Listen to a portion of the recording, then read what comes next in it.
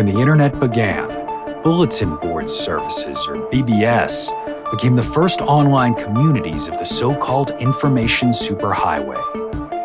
Using their phone lines, people logged in from all over America to talk about sports, games, movies, and on one BBS in particular, share their ghost stories. Over time, those communities all went dark, except for one lone server that continues to operate somewhere in an unknown part of Pennsylvania's Rust Belt. A relic of the 1990s, veiled in mystery, it is a digital archive of humanity's strangest encounters with the unknown, as told by the people who experienced them. My name is Brandon Schexnayder, and you are listening to Fear Daily. Subject: The Man at the Vending Machine, Part 2. User: DD44JM. Posted October 29, 1997. Yes. The word left my mouth like a breath I hadn't realized I'd been holding for months. It wasn't loud, it didn't echo, it was just there. The man placed his hand on my shoulder, warm, dry, steady. Done, he said, and everything shifted. I don't mean the ground broke or the sky opened up or there was some flash of light or thunderclap. No, nothing that dramatic, but I blinked and the air felt different. A little thicker, a little too quiet. And when I blinked again, I was no longer at the hospital. I was in bed. I immediately started gasping, heart hammering like I'd just been yanked out of water, but at least I wasn't there at the hospital. I wasn't there in the chair beside Claire's bed or slumped over on the couch outside her room, but that's when I realized this wasn't my bed. I was on a lumpy mattress, set in a corner of a small, dim apartment I didn't recognize. The blinds were drawn crooked. Dust floated in the sunlight like tiny ghosts.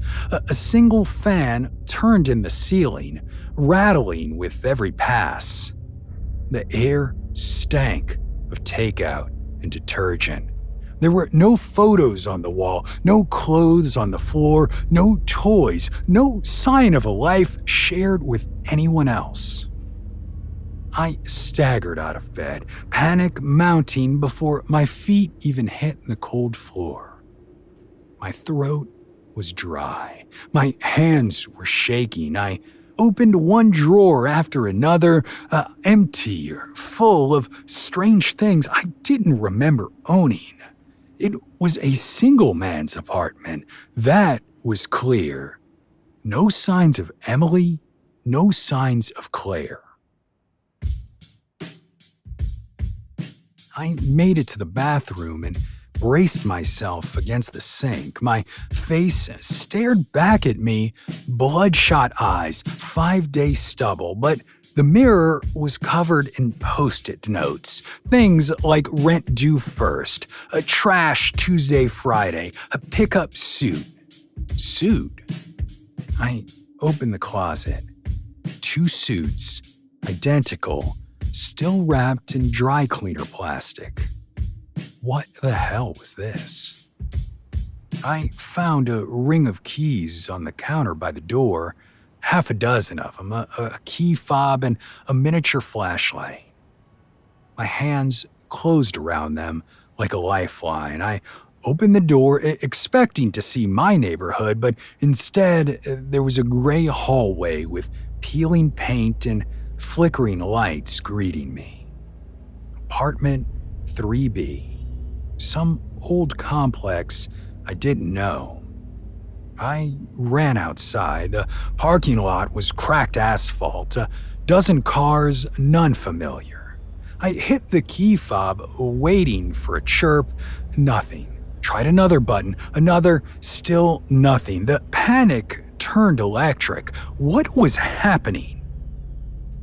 I turned and started walking. I didn't know what else to do. I didn't know who to call. I didn't even know what day it was.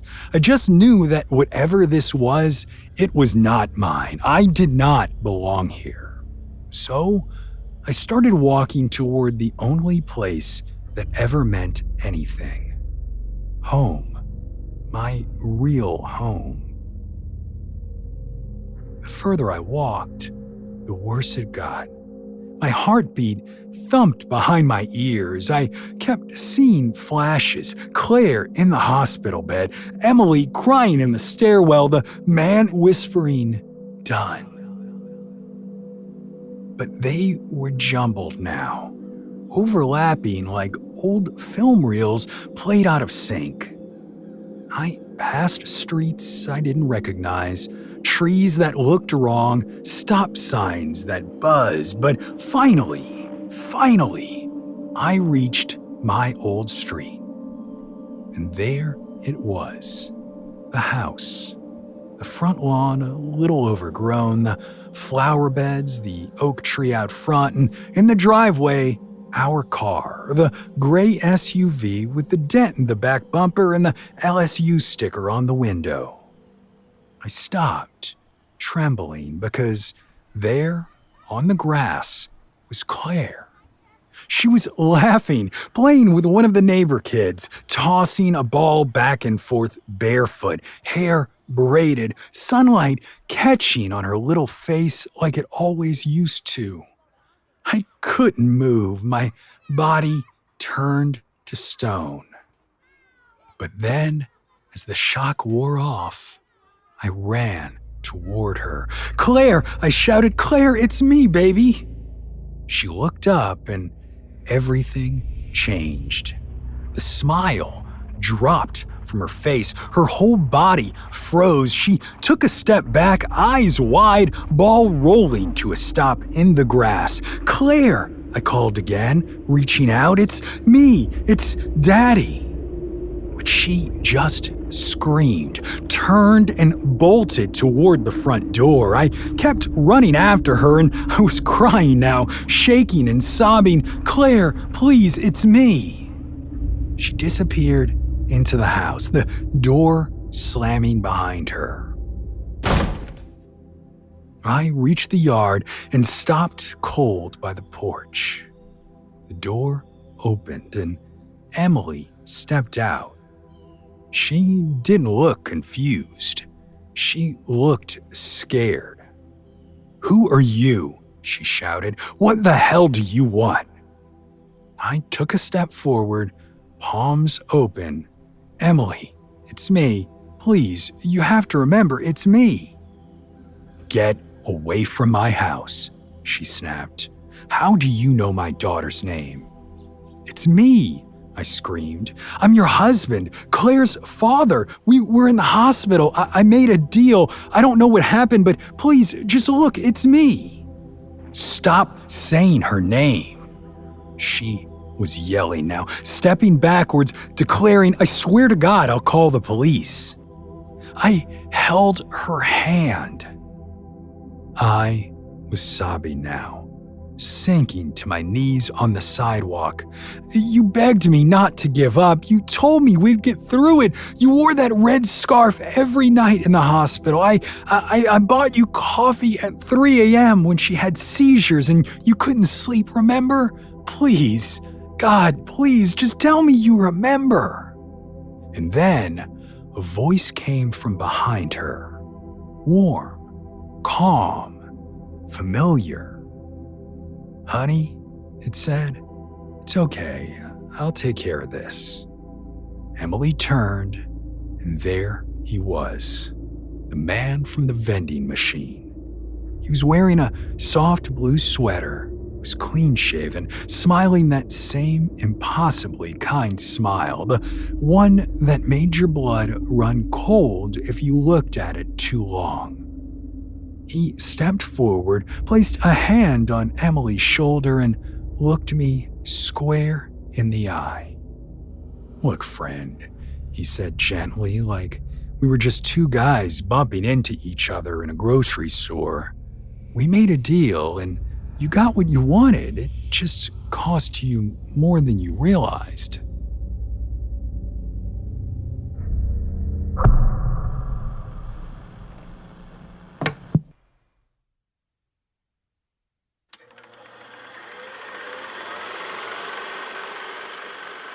Subject: The Flickering Shadow. User: LM99XX. Posted May 15, 1999. I've always believed the edit bay is where the soul of a film shows up. You can bluff your way through a shoot, you can write around your own fear, but when you're hunched over a Steenbeck, film reels looping like entrails around your ankles and your fingers sticky with splicing tape, the truth always cuts through. Shelter was supposed to be that truth. It was my first feature, a quiet character drama, a woman returning to her childhood home after her mother's death only to find the memories were the only things still alive. It was a meditation on grief, regret, and the people we fail to become. We shot it in late November, out past Youngstown. Real cold, a real film, 16 millimeter. I found a decaying farmhouse tucked at the end of a gravel road, a place that looked like it had been holding its breath for 20 years. Walls yellowed with old smoke, green shag carpet curling like dead grass, wallpaper sliding off in long, brittle sheets. Post began a couple weeks later. I was cutting with Frank, a guy who'd been editing longer than I'd been alive and hated everything new. His suite was above a locksmith in Cleveland. Old windows painted shut, Steenbeck flatbed in the middle of the room, magnetic sync audio reels stacked on sagging bookshelves, and a bulky Sanyo CRT with streaks across the glass. "You can't trust digital," Frank always muttered, threading up reels like he was preparing for surgery. I believed him. That third morning in the suite, we were building a scene. Ellen, our lead, washing dishes in the kitchen. No dialogue, just her movements and the dull hum of the Frigidaire caught on the mag. The shot was simple, medium wide, just static and stillness. She sets a glass in the sink, pauses, and exhales. Then something moved. I caught it out of the corner of my eye just before Frank spooled into the next segment. "Hold up," I said, pointing at the screen. "Backyard, just past the propane tank." Frank sighed, tapped the foot pedal, and we rolled it back frame by frame. That's when we saw it. A shape, tall, too narrow, moving behind the trees, just a flicker at the edge of the frame. "Could be a crew guy," Frank said, but he didn't sound convinced. "We cleared that side," I said. "A generator noise, remember?" He shrugged and offered, "Maybe a neighbor?" I looked at him. That house doesn't have neighbors. He frowned and we moved on. That night, I brought home a VHS stub, a black tape with a post-it labeled Shelter Cut 1119. I watched it in the basement on my Toshiba, the static hum of the old CRT growing louder the longer I sat there. It wasn't just the kitchen shot. The shape, the flicker, was in 5 other scenes, in a hallway mirror just behind Ellen's shoulder, in the bedroom corner, a spot we never lit, in the living room, half visible during a brief moment of tape distortion. And then, in the final scene, Ellen walking into the woods, it was standing behind her, still, closer than before. I rewound the tape, watched it again. In the mirror, the shape had turned just enough that you could almost make out where a face should be. I called Frank, got his machine. "Call me back," I said. "It's important." Well, he didn't. The next morning, I drove straight to the suite. Frank looked like hell. Bloodshot eyes, 2-day stubble. He told me Reel 6 had gone out of sync. "No matter what I do," he muttered, "it drifts, like the sound's slipping out of the gate, like it's breathing." He hit play. The scene rolled. Underneath the room tone, layered beneath Ellen's footsteps, something whispered, a voice, raspy, slow, repeating the same phrase. "She doesn't know yet." We pulled the mag and nothing there. No second layer, no background bleed. I flipped open the editing logbook, and that's when I saw the handwriting. Not mine, not Frank's. Sharp, angular strokes in pencil in the margins beside scene 23. It read, "Look in the burn." We loaded the reel for the bedroom scene where Ellen reads her mother's journal. In the top right corner of the frame was a burn mark in the emulsion. Tiny, like a heat blister, but when we advanced frame by frame, it writhed. That's the only word I have for it. It pulsed like something trapped behind the image was trying to come through, and within the distortion, a face, misshapen, watching. I left the suite without saying a word, got in my car, and drove straight back to the farmhouse. The road felt longer this time. I pulled into the gravel drive, and the place felt different. The silence was not peaceful. It was hollow. Upstairs in the hallway outside the bedroom, I found footprints in the dust, long, bare. They led from the bed to the attic door, but none returned. That night, my answering machine picked up a call at exactly 3:17 a.m. It was static at first, then a voice I didn't recognize. "You filmed the wrong ending."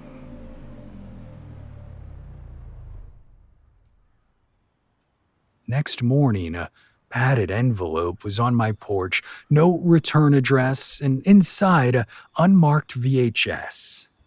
I popped it in, and it was the final scene from Shelter, only different. Ellen walks into the woods.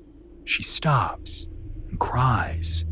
Then something long and pale with skin sagging like soaked gauze reaches up from behind her, and she turns, looks into the camera, and says my name. Not any characters, mine.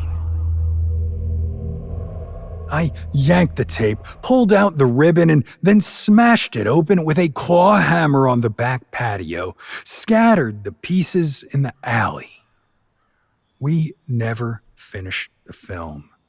The producer called, crew called, Ellen called, and she said she kept dreaming of a house with no doors. Said her mother kept calling her from a number that only rang once. I told her not to answer. She asked why, and all I could say was, because sometimes the film sees you back. And once it does, you're already in the cut.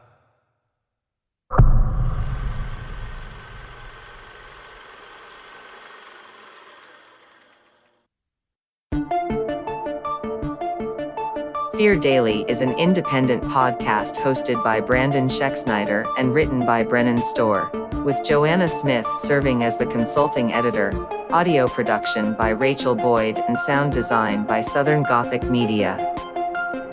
This podcast is a work of fiction.